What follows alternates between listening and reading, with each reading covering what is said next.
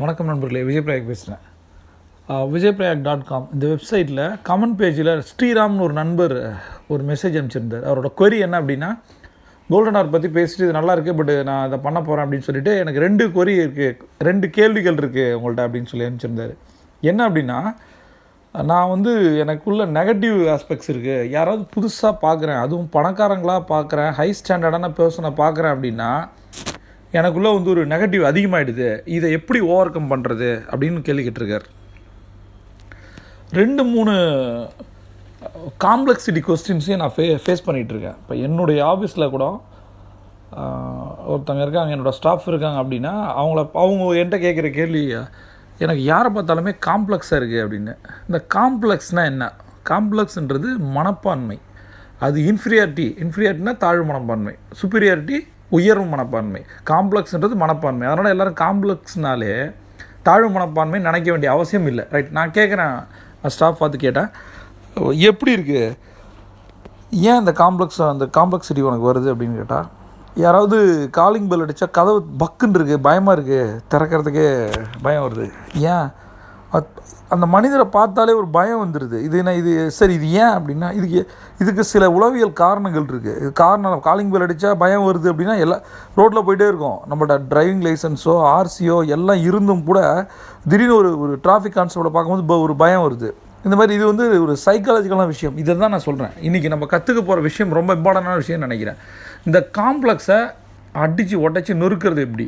காம்ப்ளெக்ஸுன்ற ஒரு விஷயம், காம்ப்ளெக்ஸ் இருக்கணும், ஷாப்பிங் காம்ப்ளெக்ஸ் தான் இருக்கணும், நமக்கு இந்த காம்ப்ளெக்ஸ்லாம் இருக்கக்கூடாது. அதுக்கு என்ன பண்ணணும், அதுக்கான சில ஸ்ட்ராட்டஜி உங்களுக்கு நான் சொல்லித்தரேன். என்ன அப்படின்னு பார்த்தீங்கன்னா, புது மனிதர்களை பார்த்தா பயம் வருது, அதுவும் அவங்க பணக்காரங்களோ நம்மளை விட. இதுக்கு கீழே இதுக்கு ஒரு பேஸான ஒரு விஷயம் இருக்குது. இது என்ன சொல்கிறாங்க அப்படின்னா, இது சைக்காலஜி எங்களுக்கு சொல்லி கொடுத்துருக்கப்பட்ட விஷயங்கள் என்ன பார்த்தீங்கன்னா கம்பேரோனியா அப்படின்னு சொல்லுவாங்க. கம்பேரோனியா அப்படின்னா என்ன, ஸ்பெல்லிங் சொல்கிறேன் பாருங்கள், COMPARANOIA, கம்பேரோனியா.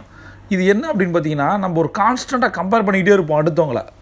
இதுக்கு நான் எப்படி பார்க்குறேன் அப்படின்னா, ஒன்று தான், self esteem, low self esteem. Self எஸ்டீம்னா என்ன? Self control, self confident, self knowledge.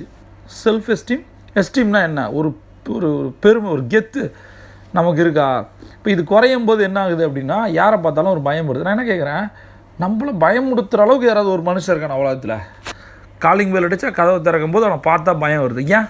அவன் நம்மளோட அழகாக இருக்கலாம், நம்மளோட அறிவாக இருக்கலாம், நம்மளோட பணக்காரனாக இருக்கலாம். இதை நம்ம எப்படி கம்பேர் பண்ணிக்கிறோம்? இந்த கம்பேர் பண்ணி என்னென்னா, நம்ம கம்பேர் பண்ணுறோம். நம்ம அவர் அழகாக இருக்கார், ஏன் அழகாக இருக்காருன்னு யோசிச்சு பாருங்கள். நமக்கு தொப்பை இருக்கலாம், சொட்டையாக இருக்கலாம், ஒல்லியாக இருக்கலாம், குண்டாக இருக்கலாம், கருப்பாக இருக்கலாம், முகத்தில் ஸ்கேஸ் இருக்கலாம், எது வேணால் இருக்கும். நம்மளோட மைனஸு உள்ள அளவில், உடம்பு அளவில் இதெல்லாம் இருக்குது, உள்ள அளவில் நிறைய இருக்குது. இப்போ நம்ம என்ன பண்ணுறோன்னா, நம்மளை அறியாமலே நம்ம கம்பேர் பண்ணுறோம், முன்னாடி இருக்கவங்கள நம்ம கம்பேர் பண்ணுறோம். கம்பேர் பண்ணும்போது என்ன தோணுதுன்னா, நம்ம அழகாக இல்லை, நம்ம பணம் இல்லை நம்மள்ட்ட. நான் நினைக்கிறேன், இதெல்லாம் மொக்கையான ஒரு ரீசன். இது அழகாக இல்லை, அழகாக இருக்க பொண்ணோட பாய் ஃப்ரெண்டு தான் நிறைய கேர்ள் ஃப்ரெண்ட் வச்சுருப்பான். சரியா? அப்படி ஒன்று கிடையவே கிடையாது. சரியா? அழகாக இருக்குன்னா அப்படியே செட்டில் ஆகிடுவோன்னா அப்படி ஒன்று கிடையாது. அதுவே ஒரு டெம்ப்ரவரி தானே. அழகுன்றது என்ன? நம்ம அழகாக இருக்கோம் நம்ம நினைக்கிறது ஒருத்தருக்கு சாதாரணமாக தெரியலாம். சாதாரண அழகு உடைய தேவதை மாதிரி கொண்டாடுறப்பற அழகாக மாறலாம். அது மனசை பொறுத்த விஷயம் இல்லை. அழகுன்றது என்ன, ஸ்கின் கலரா? அப்படிலாம் ஒன்றுமே கிடையாது.